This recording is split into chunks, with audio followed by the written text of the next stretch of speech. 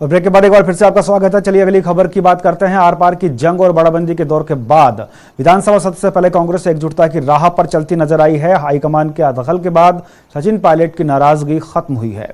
करीब एक महीने बाद पायलट मीडिया से मुखातिब हुए हैं। सियासत से लेकर संस्कार तक की बात हुई, लेकिन उपेक्षा का दर्द भी साफ नजर आया।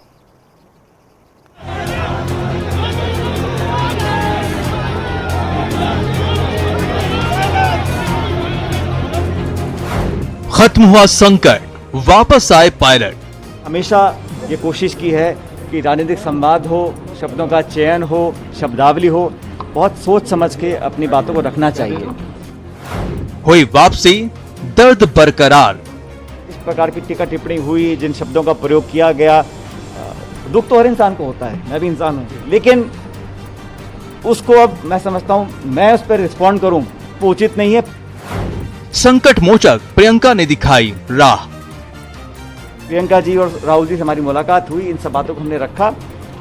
इसके अलावा कुछ और इश्यूज थे, उन सबको उन्होंने बहुत ध्यानपूर्वक सुना और मुझे आश्वस्त किया है कि एक रोड मैप तैयार किया जा रहा है। समयबद्ध तरीके से इन सभी इश्यूज को टेकअप कर इसका निराकरण किया जाएगा।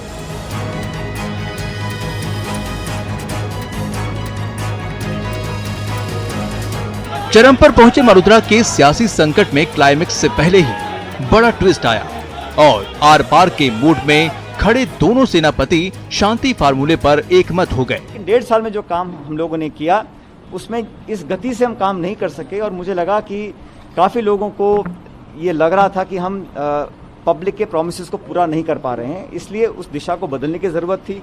सियासत भले ही जयपुर की थी, लेकिन स्क्रिप्ट लिखी गई दिल्ली में। सोमवार के दिन सचिन पायलट की राहुल प्रियंका से मुलाकात हुई और बिगड़ चुकी बात बनती नजर आई। प्रियंका जी और राहुल जी से हमारी मुलाकात हुई, इन सब बातों को हमने रखा। इसके अलावा कुछ और इश्यूज थे, उन सबको उन्होंने बहुत ध्यानपूर्वक सुना और मुझे आश्वस्त किया है कि एक रोड मैप तैयार किया जा रहा है। समयबद्ध तरीके से इन सभी इश्यूज को टेकअप कर इसका निराकरण किया जाएगा। सचिन पायलट और उनका खेमा शांति वार्ता के लिए तैयार हुआ। गिले शिकवों को भूलने के दावे हुए, लेकिन दर्द था तो छलक कर बाहर आ ही गया।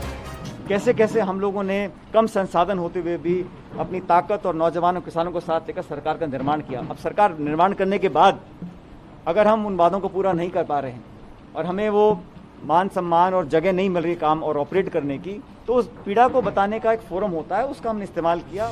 ये महाभारत के थमने का ही संकेत था कि सीएम ने कांग्रेस के सभी विधायकों का अभिभावक होने का दावा किया।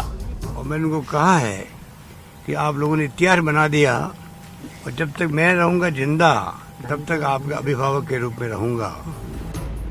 सचिन बोले कि कभी पार्टी के खिलाफ काम नहीं किया, हाईकमान के आदेश को सर माथे पर रखा, लेकिन जब सहयोगियों के खिलाफ कार्रवाई होने लगी तो शिकायत करना भी मेरी जिम्मेदारी थी। सबने योगदान दिया, लेकिन एज कांग्रेस प्रेसिडेंट मेरी जिम्मेदारी थी कि जिन वर्कर्स को, जिन लोगों ने हम पर भरोसा रखा, सरकार बनने के बाद उनको महत्व दिया जाए, उनके काम किए जाएं, उनकी उम्मीदों पर हम खरा उतरें। ये काम मेरा नहीं, पूरी पार्टी का था। पायलट ने कांग्रेस के सिद्धांतों पर चलते हुए वरिष्ठों को सम्मान देने की बात कही। पायलट ने कहा कि अशोक गहलोत जी का सम्मान करता हूं। ये सम्मान की लड़ाई थी, व्यक्तिगत नहीं। अशोक गहलोत जी मुझसे उम्र में काफी बड़े हैं और व्यक्तिगत रूप से मैंने हमेशा उनका मान सम्मान ही किया है, लेकिन अगर वर्किंग में, काम करने के तरीके में, गवर्नेंस में अगर मुझे कोई इशू दिखता है तो मेरा अधिकार है कि मैं उसमें अपना विरोध जाहिर करूं। माना जा रहा है कि हाईकमान ने दोनों पक्षों की बात सुनी। पायलट खेमे की शिकायत सुनने के लिए 3 सदस्यों की कमेटी बनाई गई, तो एसओजी कार्रवाई और एफआईआर मामले में भी नरमी के संकेत मिले हैं।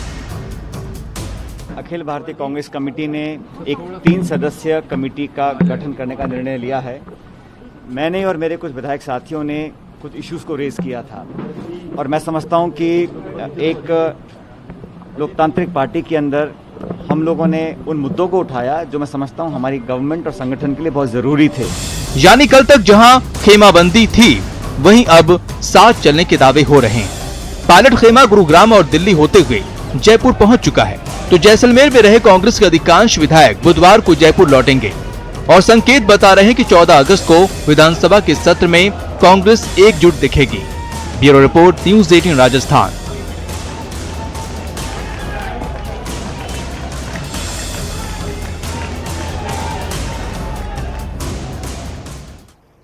और इस खबर के बाद अब बात करेंगे